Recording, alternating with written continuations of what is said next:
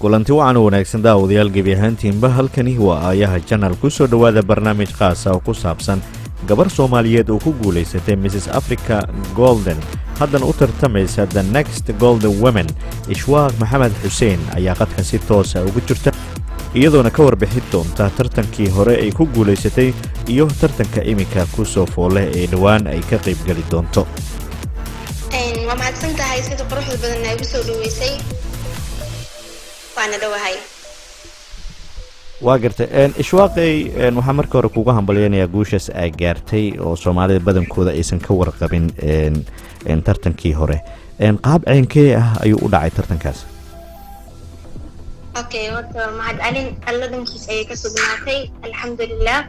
tartankan tartamo badan horta ka horeeyeen industry waa badan ugu soo horeeyay tartan oo ka horeeyay oo Rain Queen of the Year la dhaho ayaa ka qayb galay kaalinta saddexaad ayaa ka soo galay.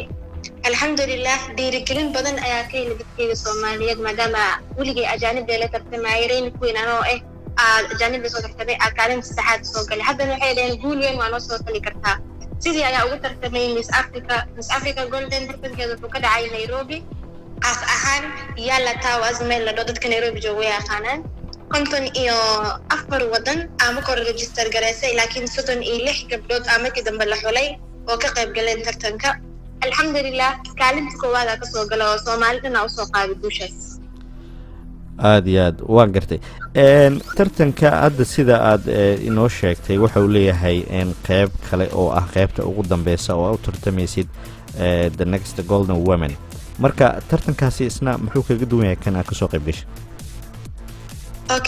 tartankan horta wuxuu ugu duwan yahay maxaa waaye international waaye midkaas kale local ahaan mise dadka Afrika qaarada Afrika bisa loo wada qabanayay. hadda maadaama international uu yahay balanqaadidiisana ay yihiin balanqaadi aad u weyn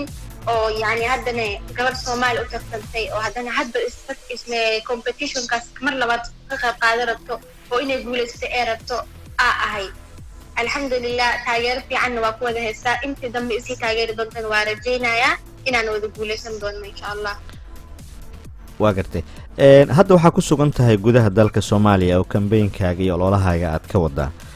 sidaan ka warqabnana barnaamijyada ceenkan oo kala ah oo tartamada sidaas oo kale ah waxaa garab istaaga shirkadaha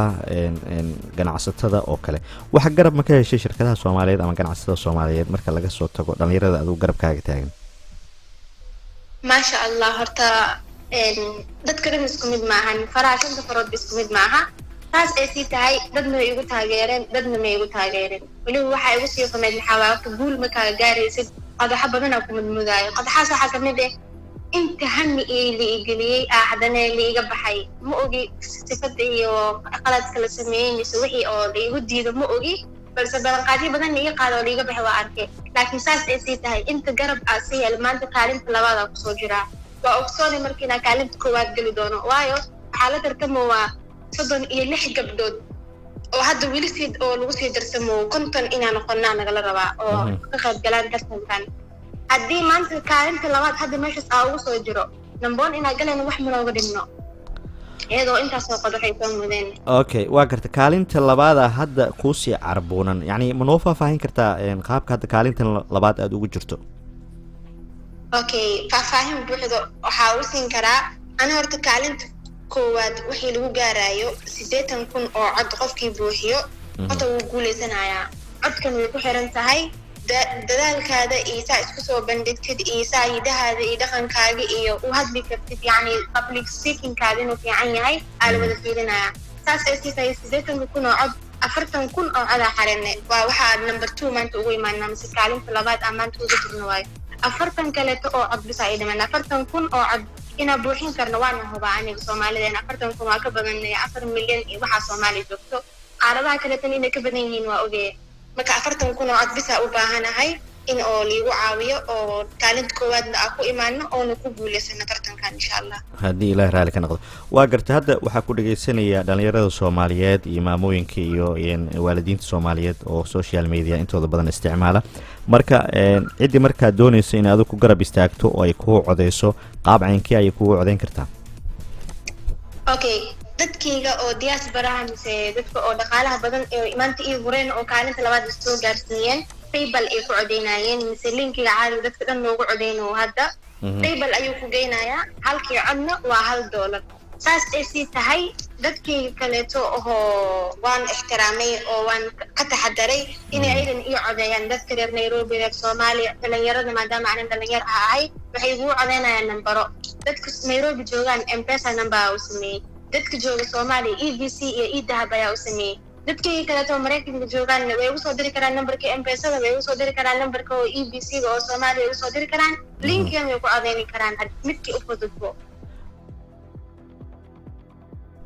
ishwaaqay tartan marka la qabto kadib waxaa qof unbaa ku guuleysta guusha kadibna waxaa la bixiyaa jaa-isad ama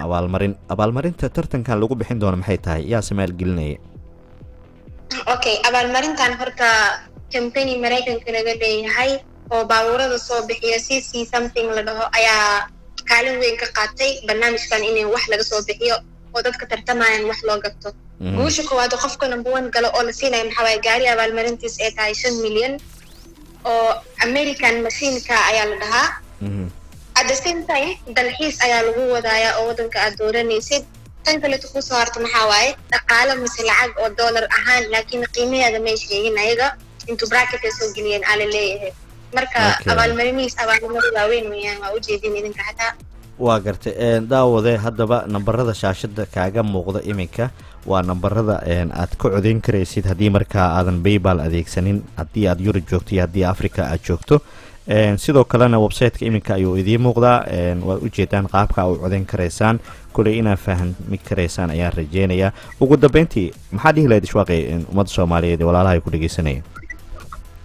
walaalay Soomaaliyeed waxaa dhahayaa horta aad iyo aad ay u mahadsantiin sida quruxda badan aa weligay ii garab istaagsaneedeen guusheedu koowaad ay weli soo xusheen guushan labaadna ay weli dadaalaysiin wax walbo haddii la dhaho haddii la dhaho hiil labadaba ay la taagantihiin horta waxaa maanta idinkugu mahadceliyay maaqaani saasay sii tahay weli yacni meeshii aadan ma gaarin markiina weli garabkayga sii siin doontiin oo iga daali doonin ayaa rajeynayaa guul ani keligay arkeen doona maahan guul oo historical inay noqotaa rabaa this time maadaama waxaan international uu sii noqday marka waxaa dhahayaa isii garab istaaga gabadhiina ahay